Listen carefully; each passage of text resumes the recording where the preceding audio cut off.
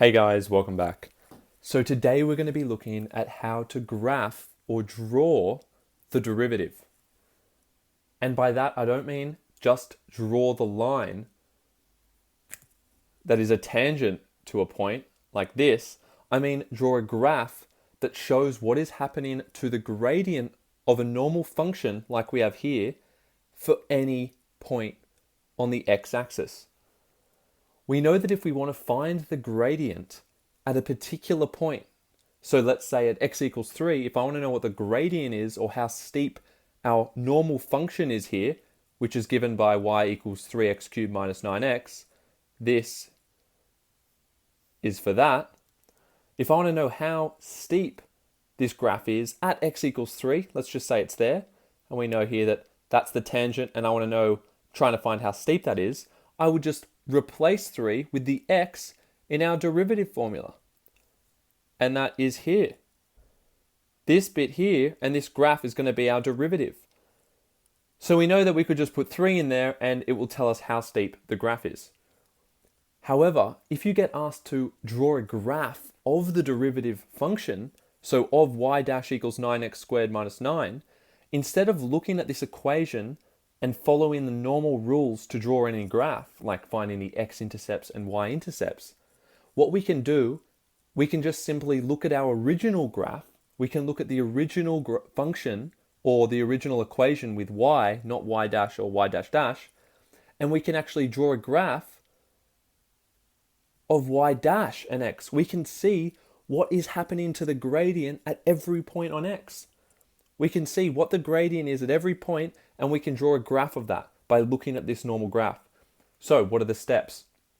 Well, to go from a normal function here, y, to a graph of the derivative, so we're going from this down to here, and later we'll do the second derivative, but it is exactly the same process, because remember the second derivative is just the derivative of the first derivative. So what you did to get from here to this equation, you just did to this equation to get here. You just differentiate twice.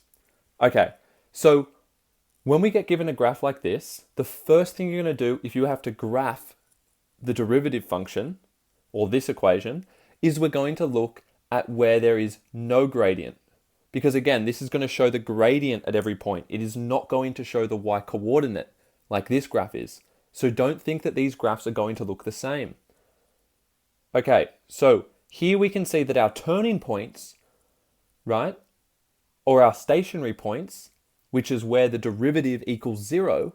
So at this point, the derivative equals 0, and at this point, the derivative equals 0. There is no gradient, or the gradient is completely flat at these points. So I know that if I follow this down and just trace it down here to whatever point that is, here, that this point has to have a gradient of 0. So at this, whatever that x point is there, if I follow it down here, it has to go through at 0 on our derivative graph because it had a gradient of 0. So now that point, instead of being down here at, say, some kind of negative number, let's say it was negative 10, for instance. We could find out what it is, but we won't do that here. It was negative 10 there, but now in our new graph, it's 0. And the reason it's 0 is because we're looking at how steep it is there, and it's got a gradient of 0. So the new point is here. What about this point up here? It's also 0 there. So whatever this point is here, whatever that x is there, if we follow it all the way down, well, it's going to be going through 0 on our new graph, because this is not the graph of y, it's the graph of the derivative. Okay, so we know that these are two definite points on our curve. The next thing you look at, so that was the first step to do those. That was the first step. The next step is to look at what the gradient is on either side of those turning points. And again, this was a maximum turning point and this was a minimum turning point. Okay? And let's start with the very left. So if we have two stationary points or two turning points here, I'm going to start by looking at this area here. Okay, I'm going to look to the left. And I know that on the left, all these points must have the same gradient. Because if it's all on the left of this turning point and there's no other turning points over here, that means the graph never turns again like that. It never does that. So it must only go in one way. And we know that that way on this side is to go up. It is increasing from left to right. The graph is going up always. It doesn't turn again, so it can't ever be sloping down. Okay, so we know all the gradients here, for instance, there. We know that has a positive gradient. So all the gradients on this side of this point are positive. But how positive are they? How big are they? Because if they're really positive, then they'll be up here.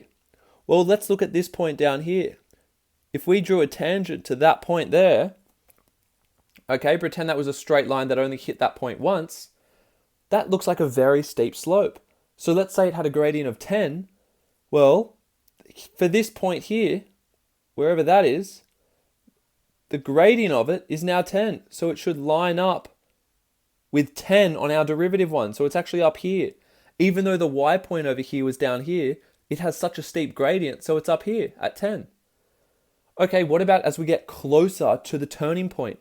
Well, you can probably see here that it turns around, so the gradient is almost getting to 0 until it finally does at this point. So it's getting very flat. So the derivative or gradient, as we move this way along the x-axis, the derivatives are getting smaller. So therefore, this bit is getting closer to 0. So the gradient for this section is going to look something like this. Now, don't get confused. This is sloping down, but these points are all still positive. The gradient here, these are all positive. This is just a smaller gradient than this point here, because we know that is steeper than there. Okay, now we look at the next section, which is in between these 2 points here. Well, what's happening to the gradient there? See if you can guess. The slope here is going down. The gradient at all these points is negative. Okay, there is not a point here that has a positive gradient, and it won't because they're between the turning points. It never turns at any point in between. So whatever the gradient is here, if it's negative or positive, it's also going to be negative down here until we go around the turning point again. So we know for all these points it's negative, but how negative is it? Well, we know that right next to this point here, it's a very flat negative because it's just where we turned. It's not that steep yet. But as we get down here to about 0, it's very steep. The graph is very steep. And then as we move past 0 towards this other point, it gets flat again. And when I say it gets flat again, I mean the curve is starting to smooth out. It is getting flatter. It's not as steep. So it's really steep at 0, probably the steepest point. Okay? And the reason that probably is our steepest point is because it's also the point of inflection, which, if you remember, is the point at which a graph's concavity changes. This graph goes from having a negative concavity here, where it bends down, to a positive concavity, where it bends up. And that occurs just at about this point, which is also the steepest point. Okay, but we'll come back to that in a minute. So we know it's really negative here at about 0, so it must be down here somewhere. But we know when we're just next to these points here, the gradient is quite flat, so it's quite close to 0. So it's going to get really steep, and then after that point it starts to get flat again. And this was all one line. Okay, and now looking at this last side, we can see that all the gradients are positive, and as we get further away, the gradients are getting steeper, so the gradients up here are just going to be going bigger and bigger and bigger, and as you can see, this just becomes like one parabola. Just clear that up. Okay, so that is the graph of the derivative for that function. And the way we did that was, one, by finding the turning points and plotting them as 0, because we know they must go through the x-axis of our derivative graph. And then we looked at what the derivative was doing, or whether the curve was increasing or decreasing on either side or in between those turning points. So over here, the derivative was positive. That's why all these values are above the x-axis. These are above because the gradient was positive. These ones are all below the x-axis. The derivative here, this is in the negative region. These are negative gradients. Here is negative. And then on this side, all the gradients here are positive because the graph is increasing. So wherever you see the line going up, the line on the derivative graph has to be above the x-axis. Okay, the last thing to show you is just what would happen with the second derivative. And as you can probably imagine, we do the exact same process. So we're looking at now the first derivative graph to find out what the second derivative graph will look like. So all we have to do here is, first step, look at the turning point. There's only one turning point here, which is here. So I know that at zero, I'm not actually worried about what that y value is there. I'm worried about where that turning point happens on the x-axis, which is at 0. So I know here, it goes through 0. Even though there, the y dash, or the first derivative is all the way down there, that is now at 0 for y dash dash, or our second derivative, because that is where there is a turning point there. And this all makes sense, because back up here, that was our point of inflection. That was the point at where the curve's bend changed. It went from concave down to concave up, and we know that to find that point, the second derivative must be 0.